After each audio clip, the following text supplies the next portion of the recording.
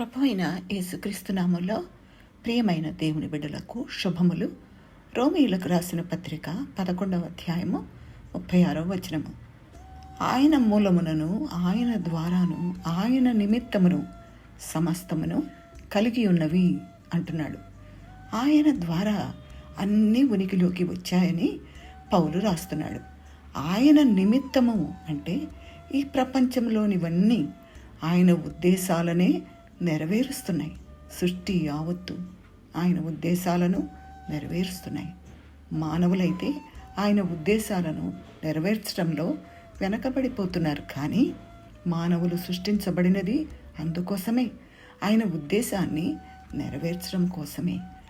పౌలుతో కలిసి మనమందరము దేవునికి మహిమను ఆపాదించడం నేర్చుకుందాం. ఎందుకంటే ఆయన మాత్రమే మహిమ ఘనత పొందనర్హుడు. 33వ వచనములో, ఆహా, దేవుని బుద్ధి జ్ఞానముల బాహుళ్యము ఎంతో గంభీరము, ఆయన తీర్పులు శోధింపనెంతో అసఖ్యములు, ఆయన మార్గములు ఎంతో అగమ్యములు అంటున్నాడు పౌలు.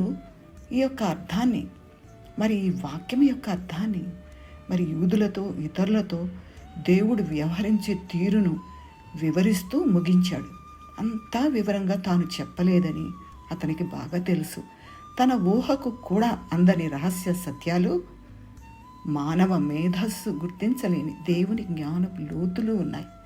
ఇప్పుడు దేవుణ్ణి దేవుడిగా ఉంచి ఆయనను స్తుతిస్తున్నాడు. దేవుని వాక్యాన్ని ఎంతగా ధ్యానిస్తే, ఎంతగా నేర్చుకుంటే, ఆయన వెల్లడించిన సత్యాలను ఎంతగా అర్థం చేసుకుంటే అంతగా ఆయన జ్ఞానం మనకు అర్థమవుతుంది. మిగతా అన్నింటిలోనూ అందరికంటే ఎంతో ఉన్నతుడు అని దేవుని గురించి అర్థం చేసుకుంటాం. లోకంలో తాను చేస్తున్నదంతా ఆయనకు తెలుసు. ఆయన వెల్లడించిన కొంచెమే మనకు తెలుసు. ఆయన మార్గాలను విమర్శిస్తూ ఆయన మనకు ఇతరులకు చేస్తున్న వాటిని గురించి సణుక్కుంటూ ఉండడం అవివేకం కదా. అనేకులు అలా చేస్తారు. ఆయన మీద నమ్మకం ఉంచితే, ఆయనను స్తుతిస్తూ మన అల్పమైన మనస్సులను ఆయన అనంత జ్ఞానానికి అప్పగించటం మనం నేర్చుకోవాలి.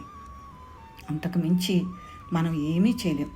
అల్ప మానవ జీవితాన్ని ఆయనకు అప్పగించి యుగయుగాలు ఆయన సన్నిధిలో నిత్యానందం పొందుట కన్నా వేరే భాగ్యమేముంది?